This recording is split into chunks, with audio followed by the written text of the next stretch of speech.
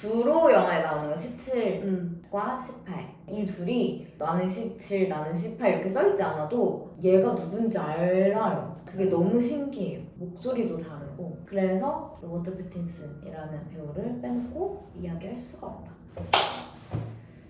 귀여웠다 방금. 다음 해시태그로 넘어가자면 로버트 패틴슨이 연기한 미키 세븐틴이 도대체 뭐길래 네, 작품에 대해서 좀 얘기를 해볼 건데 이 작품은 원작이 있습니다.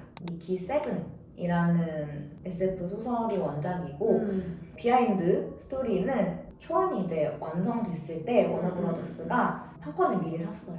대단하죠? 출판되기 전에 판권을 미리 샀어요. 이거 우리 영화화 하겠다. 그러고 이제 이거를 디렉터 봉이 맡았으면 좋겠다 라고 해서 이제 봉 감독님이 이 영화를 보시고 이건 되게 인간적인 이야기를 그려낼 수 있겠다 라고 해서 각본을 쓰시고 촬영을 하게 된 작품이라고 합니다. 원작은 미키 7이잖아요. 미키의 버전이 7이라는 얘기인데 왜 영화는 미키가 17번이나 죽었어야 했는가 이거에 대해서 이제 감독님이 이야기하시기로는 사실 원작이 있긴 하지만 영화로 이제 각색이 되면서는 또 영화에서만 보여줄 수 있는 부분들이 있잖아요. 이걸 이제 저희가 원소스 멀티유즈 OSMU라고 하는데 각색이 진짜 중요하거든요. 각각 그 플랫폼마다 장점을 잘 살려서 그 플랫폼에 잘 맞는 쪽으로 각색을 해야 되는데 여기서 감독님의 의도는 조금 더 인간적인 모습, 일상적인 모습을 보여줬으면 좋겠다. 그리고 이제 조금 더 고생을 하면서 미키가 일회용으로 이제 소모되고 버려지고 다시 프린트되고 이런 과정을 좀 더 많이 보여줬으면 좋겠다 해서 세븐틴으로 이제 10번을 더 죽였다라고 얘기를 하셨고 세븐틴과 18이라는 숫자로 봤을 때 미성년과 성년의 경계잖아요. 좀 어리숙하고 바보 같기도 하고 멍하게 이제 하루하루를 살고 자기 몸에 대한 권리도 없어진 미키가 18을 만나게 되면서 성장하게 되는 이야기이기 때문에 그런 의미도 담고 싶었다라고 이야기를 하시더라고요. 저는 이 줄거리 얘기 듣다 보니까 생각나는데 미키의 선택부터 너무 마음이 아픈 거예요. 그러니까 빚을 피하기 위해서 내가 소모품이 되는 선택을 한다? 그것도 이제 매일 죽고 묵제되고 하는? 그걸 보는 게 너무 굉장히 불편해지기 시작했어요.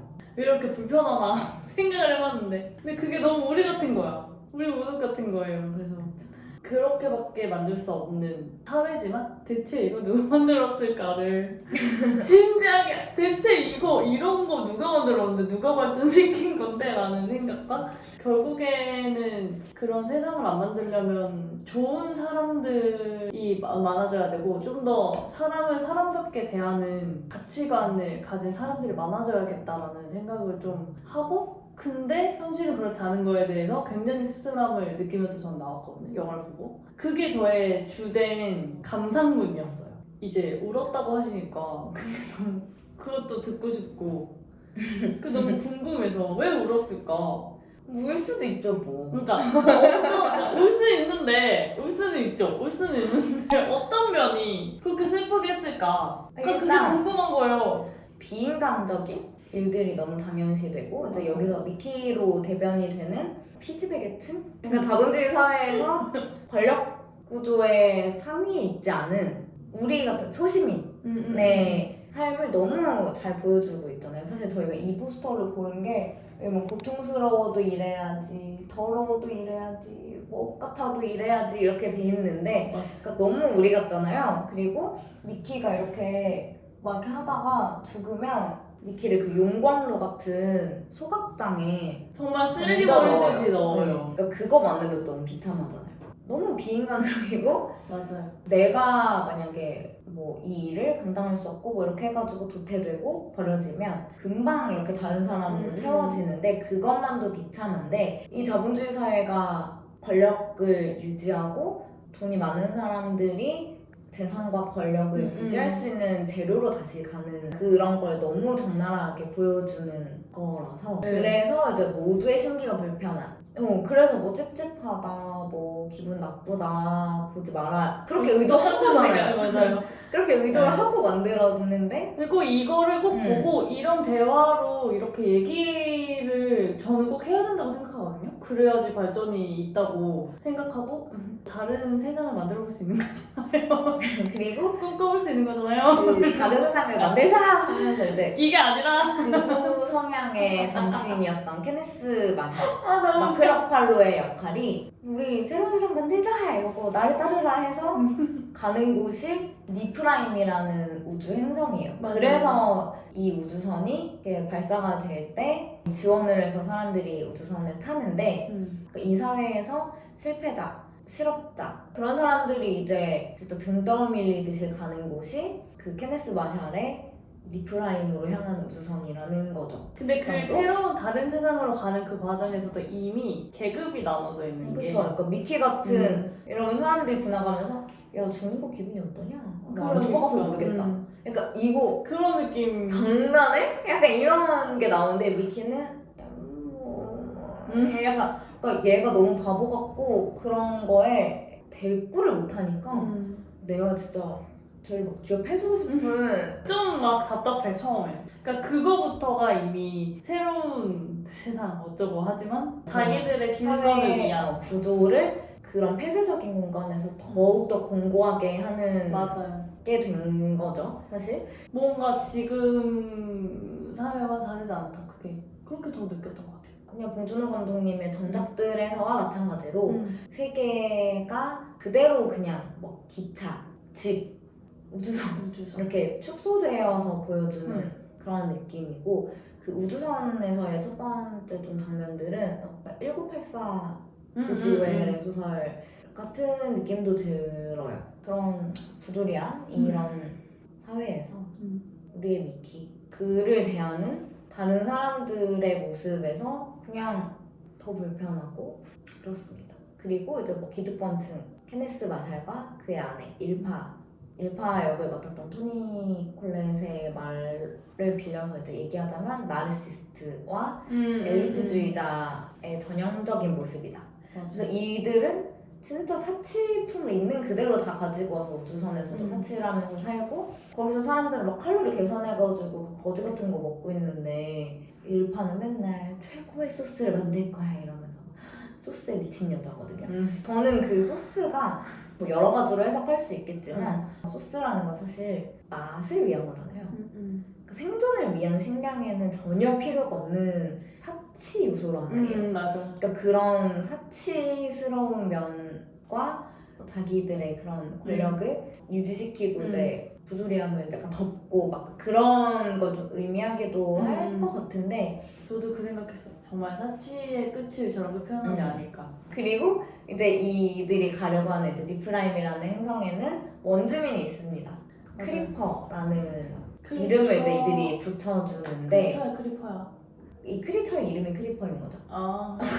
종을 알 수 없는 그런 외계 생명체들이 이 행성에 미리 살고 있었어요. 그러니까 어떻게 보면 이들에게는 침입자인 거죠. 이 인간은. 그쵸. 근데 일단 잡아 죽여라 막 이런 식으로 나오는데 이거는 팍스 아메리카나를 의미하는 건가?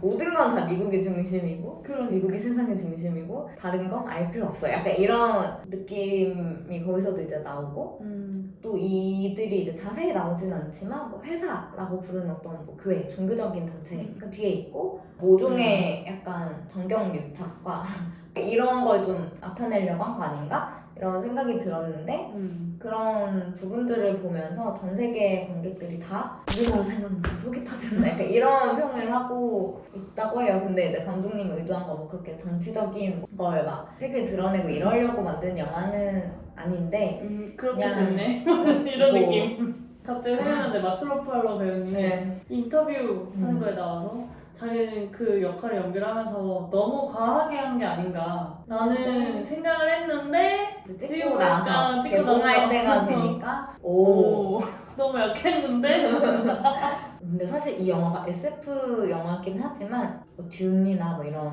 정통 SF라기보다 이 사회를 그냥 빙자해서 뭘 이야기를 하려다 보니까 우주에 가게 된 것뿐이지 이 감독님이 진짜 이야기하고 싶었던 건 이거 우주선과 그 우주에 대한 그 SF적인 요소가 아니고 그냥 우리 사회를 또 보여주고 싶었구나 그런 맞아요. 이야기를 하고 싶었구나 라는 생각이 많이 들더라고요. 들어요.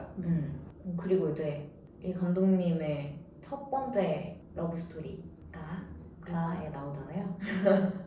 연인 간의 사랑이라는 게 뭘까에 대해서도 좀 생각해보게 되고 어쨌든 뭐 나샤와 미키의 관계가 연인 관계였고 아무도 사랑해주지 않고 봐주지 않고 생각해주지 않고 기억해주지 않는 미키라는 존재를 처음으로 봐주고 들어주고 이해해주고 어떤 버전의 미키든 다 결국은 미키잖아 하면서 사랑해주고 연인 간의 모습도 생각해보게 되지만 관심을 가져줘야 될 대상들에게 이렇게 관심을 가져줘야 된다라는 메시지를 그냥 연인의 관계로 나타낸 것 같다라는 생각이 좀 많이 들어가지고 그래서 저는 좀 그렇게 받아들였던 것 같아요. 그래서 저 모습이 우리가 세상을 바라볼 때, 약자를 바라볼 때 그러니까 좀 그런 것들을 좀 생각해보게 하는 역할이었다고 저는 좀 생각했어요. 제가 아까 이번 영화가 저기 이제 뭔가 보이는 촛불 하나가 있는 것 같다라고 말씀을 드렸잖아요. 전반적으로 영화에서 사랑이 느껴졌어요. 맞아요. 그래서 나샤와 미키라는 연인 관계에서의 사랑, 카이와 제니퍼의 사랑, 그리고 미키와 크리퍼? 우정도 저는 사랑의 종류라고 생각하거든요. 그냥 굳이 나눠보자면 그래서 다양한 관계를 보여주면서 맞아요. 여러 관계에서의 사랑을 좀 많이 보여주는 영화였다고 생각을 해요. 이전까지 볼 수 없었던 봉준호 감독님의 영화에서 연인 간의 사랑이 이렇게까지 크게 표현이 된다고? 이게 굉장히 이제 신선했었고 그래서 계속 울고 싶었던 것 같아요. 그래서 울었고 결국 17과 18이 뭔가 미성년과 성년의 경계라고 이야기하셨던 게 저는 이제 거기서 나와의 조우, 내가 혐오하는 나의 모습과 지혜롭게 공존하는 방법을 드디어 깨달은 세븐틴이라는 느낌이 들어서 전 그래서 눈물이 많이 났고 어떻게 보면 거울을 보고 내가 제일 싫은 나의 모습을 직면하는 우리의 모습? 근데 이제 그걸 각자 자기의 방식으로 이런 나를 어떻게든 끌고 살잖아요 우리가. 맞아. 그런 점에서 이제 마지막 키워드가 이제 나와의 조우, 나와의 공존 뭐 이런 느낌인데 미키뿐만 아니라 다른 인물들도 다 그런 면들이 있어요. 나샤도 막 보안관이라 그 우주선 안에서의 사회 질서를 지켜야 되는 의무를 가지고 있고 미키를 그렇게 막 사랑해주지만 미키가 둘이 됐을 때는 둘? 너무 좋잖아. 그러니까 이런 뭔가 자기의 본능, 자기의 욕구와 뭐 재미, 거리낄 것 없이 뛰어드는 그런 이중적인 면모도 있었고 카이의 경우에도 저녁 식사에서는 막 미키한테 왜 그렇게 대하냐 존중해라 너같이 우수한 유전자는 뭐 후손에 남겨야 되고 막 이런 얘기를 하니까 너 지금 나를 애기 낳는 자궁으로만 보는 거냐 이런 식으로 하다가 미키가 둘인 걸 알고 나샤랑 너 누구 가질래? 너 18? 그럼 나 17 가질게 왜 이런 그런 약간 이중적인 모습 계속 보여주고 모든 인물들이 다 그런 면들을 가지고 있어요. 다양한 모습들을 가지고 있는데 약간 결국 우리가 계속 죽을 때까지 맞이할 나의 새로운 모습들을 어떻게 가지고 살 거냐 맞아. 이런 이야기 나와의 화해, 나를 사랑하는 법 Love yourself 이런 것도 좀 생각할 수 있지 않나. 보고 나서 이제 오히려 생각이 더 많아진 영화인데 노래 중에 데이식스의 For Me라는 노래가 있거든요. 그 노래가 계속 생각이 나더라고요. 그러니까 그 노래 그냥 시작부터 거울 속에 비친 너는 누구니? 너를 뭐 이해를 안 해주고 있었고 너를 몰랐고 이제 너에 대해 알아가고 싶어 그런 이야기를 하면서 이제 너한테 말해주고 싶어. 그동안 혼자 잘 해왔어. 고생했어. 이런 이야기 해주고 싶고 나는 이제 나 스스로를 사랑하기로 했다. 이런 노래예요. 요새 겪고 있는 그 많은 일들 중에 나를 정말 많이 보게 하는 그런 상황들을 많이 마주하는데 그걸 보면서 진짜 나라는 인격체가 이렇게 17, 18처럼 딱 이렇게 앞에 있으면 진짜 그냥 이렇게 대놓고 말해주고 싶은 거예요 막. 그런 상상을 계속 하면서 봤거든요. 그렇게 조금 자기에 대해서 생각을 하시는 분들이라면 보면서 그런 거 해보는 것도 좋을 것 같아요. 진짜 나를 사랑하는 방법이잖아요. 그렇게 나를 보고 인정하는 것 자체가.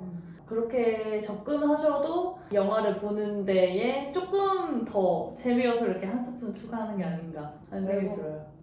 저는 이제 이 영화를 관통하는 키워드도 역시 사랑이다 라고 생각을 하는데 이제 나와의 사랑까지 해서 이제 방점을 찍는 그런 느낌이 드는데 사실 제가 생각하는 사랑은 그렇게 마냥 따뜻한 건 아니에요. 모든 걸 다 수용해주는 건 사랑이 아니라고 생각하고 무조건 수용해주는 게 사랑이 아니라 엄마들이 아기가 아무리 좋아한다고 해서 하루 종일 솜사탕만 먹이진 않잖아요. 애가 울고불고 해도 이건 안 돼 라고 혼내고 안 되는 건 안 되는 거야 라고 가르쳐 주듯이 모든 사랑에는 그런 단호하고 냉정한 순간이 필요하다고 생각을 해요. 그래서 이 영화를 보시면서도 이런 비정하고 차가운 세상에 뭔가 작은 촛불 하나 같은 따뜻함도 있지만 관계에 있어서 건강함을 유지하기 위해서는 그런 기준이 반드시 필요하고 그 기준을 넘었을 때는 끊어내고 옳은 방향으로 돌릴 줄도 알아야 되는 거 그걸 연습하고 나에 대해서 메타인지를 탑재하는 거 어렵지만 매우 반드시 중요해요. 해야 된다. 그래서 저도 이 영화 동의해요. 그 사랑이. 저도 우리 여기까지 할까요? 네 오늘도 저희의 수다와 함께 힐링하고 칠링하는 시간이 되셨길 바라며 다음 영화에서 만나요. 안녕.